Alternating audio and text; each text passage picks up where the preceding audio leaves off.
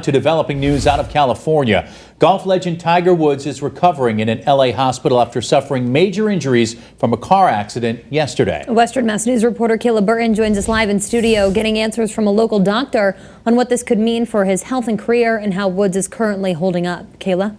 Yeah, you guys, Tiger Woods' family taking to social media today saying he's currently awake, responsive, and recovering in his hospital room out in LA. This comes after Woods suffered multiple leg injuries in a car crash early yesterday morning.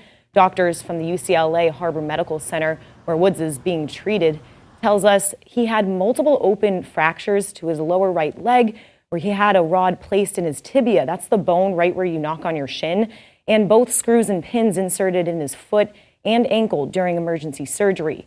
Western Mass News speaking with Baystate Medical Center's chief of the Division of Pre-Hospital Disaster Medicine, Dr. Gerald Beltran, who breaks down what doctors were looking at.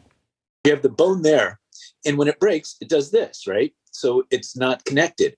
So what you do is they may put a rod through the center of the bone to join them, to give it that integrity. And there are two bones in the lower part of your leg. There's the tibia and fibula. Both those bones are there, and when the injuries are described as a fracture down lower and a fracture up higher, that's two places that bone is broken. So that's a concern.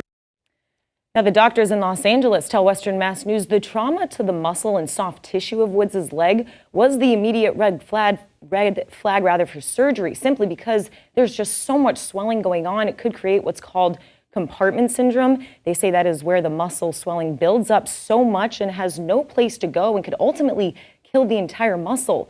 Now, as for Woods' golf career, Dr. Beltran says that depends on many factors here, including how bad are these injuries, the longevity of his rehab process, and also how motivated the athlete is, which is obviously doesn't seem to be an issue for Woods in the past. He says you also have to factor in Woods' prior injuries, including his 5 back surgeries, his most recent one in late December. He says he believes this is definitely going to be a long recovery process for Woods.